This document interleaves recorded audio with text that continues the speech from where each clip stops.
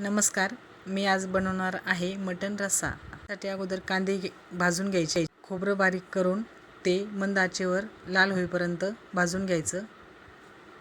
त्यासाठी आपण कांदे घेतलेले आहेत, अद्रक, फुटाणे, मिरच्या आणि लसूण. फुटाणे मस्त लाल होईपर्यंत भाजून घ्यायचे. त्यानंतर आणि तांदूळ मस्त भाजून घ्यायचं. कांदा भाजल्यानंतर त्यात धना पावडर आणि थोडीशी हळद टाकायची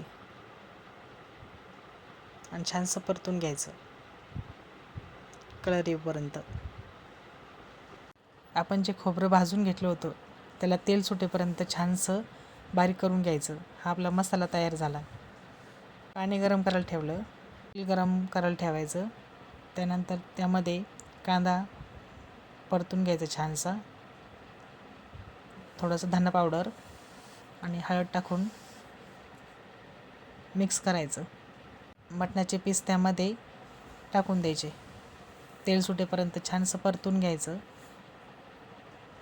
सर्व मिक्स झालं पाहिजे ते. दुसऱ्या पातेल्यामध्ये तेल टाकून हळद, तिखट, धना पावडर, मटण मसाला, कोथिंबीर मसाला छान मिक्स होईपर्यंत परतवायचं. त्यानंतर आपण तयार केलेलं खोबऱ्याचं जे वाटण होतं तेल सुटलेलं ते टाकून छानसं परतून घ्यायचं. मग आपण जेवढा मसाला तयार केलेला आहे तो सगळा मिक्स करायचा. तेल सुटेपर्यंत छानसं हलवत राहायचं. छानसं तेल सुटल्यानंतर त्यामध्ये आपण गरम केलेलं पाणी टाकून द्यायचं. हे पहा, आपल्या मटणाला किती छानशी तरी आलेली आहे. या तर मग मटण रस्सा खायला. थँक्यू.